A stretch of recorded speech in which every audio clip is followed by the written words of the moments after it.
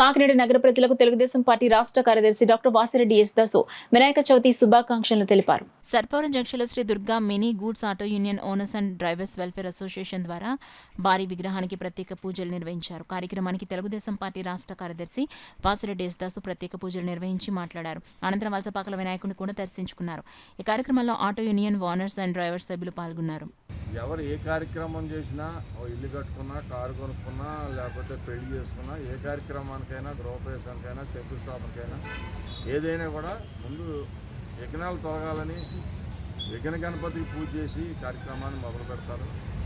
ఈ ఆంధ్ర రాష్ట్రంలో కూటమి ప్రభుత్వం వచ్చిన తర్వాత అందరూ సమన్వయంతో ఉండాలని, అందరూ కలిసి పనిచేయాలని, అందరూ కలిసి జీవించాలని ఒక మంచి ఆలోచనతో చంద్రబాబు నాయుడు గారు ఆయురారోగ్యాలు బాగుండాలి, పవన్ కళ్యాణ్ ఆయురారోగ్యాలు బాగుండాలి, నరేంద్ర మోడీ గారు ఆయురారోగ్యం, వినాయకుడు వాళ్ళందరినీ దీవించి ఇటువంటి వరద బాధితుల్ని కూడా ఎంతో కష్టపడి చంద్రబాబు నాయుడు గారు ఆదుకోవటం, రాత్రనగా పగలనగా 18 గంటలు పనిచేస్తానన్న దాన్ని నిరూపించి 18 గంటలు నీటిలోనే ఉండి పనిచేసిన నాయకుడు ఆరోగ్యం బాగుండాలని, వినాయకుడు మంచి ఆయురారోగ్యాలు ఇవ్వాలని కోరుకుంటూ, అదేవిధంగా పవన్ కళ్యాణ్ గారికి ఆయురారోగ్యాలు ఇవ్వాలని, నరేంద్ర మోడీ గారు ఇటువంటి కష్టాలు వచ్చిన వాళ్ళందరినీ కూడా ఈ దేవుడు ఆదుకోవాలని చెప్పి సందర్భంగా తెలియజేస్తూ, రాష్ట్ర వ్యాప్తంగా ప్రతి గ్రామంలోని కూడా మరి అక్కడ కష్టాల్లో ఉన్నా సరే అక్కడ మేము ఎందుకు పూజ చేపిస్తున్నామంటే కష్టాలు తొలగాలని.